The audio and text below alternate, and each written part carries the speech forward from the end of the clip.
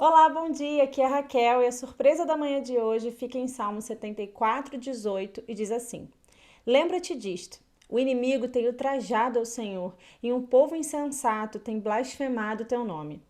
Eu queria ler o salmo inteiro, mas não queria que ficasse muito longo, então eu te encorajo a ler depois.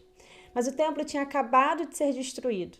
Jerusalém tinha sido tomado pelos babilônios e um longo período como exilados estava para começar. Jeremias havia anunciado que isso aconteceria pela desobediência do povo, mas aqui o salmista compartilha a dor da indignação e questionamento, o entendimento de quem Deus é e o clamor por socorro.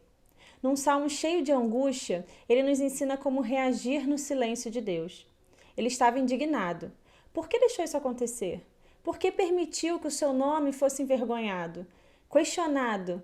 Olha o tamanho da destruição, da tragédia. E até hoje passamos por momentos assim.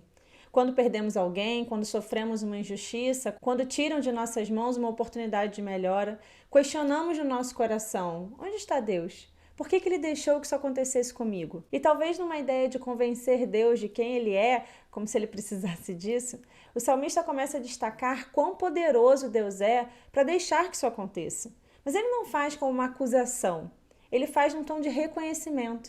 Nós até podemos questionar o porquê Deus permite que certas tragédias ou dificuldades aconteçam em nossa vida.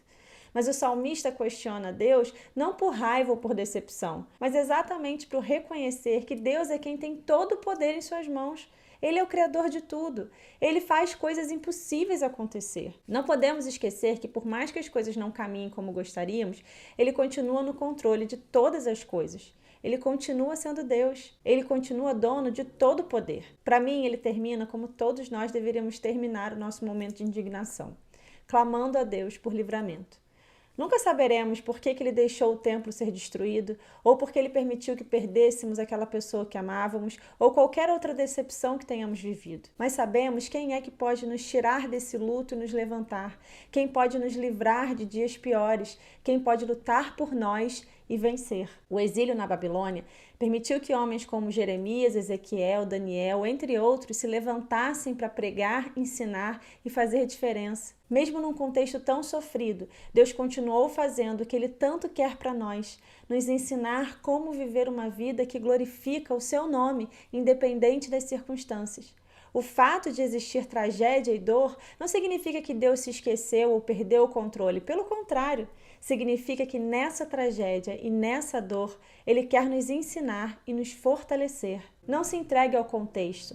Continue crendo que Deus segue no controle e que os seus propósitos nunca são frustrados. Mas não saia da presença de Deus e nem negue a autoridade dele sobre a sua vida. Ele continua sendo bom e ele continua sendo Deus. Deus te abençoe. Permaneça firme nos caminhos do Senhor.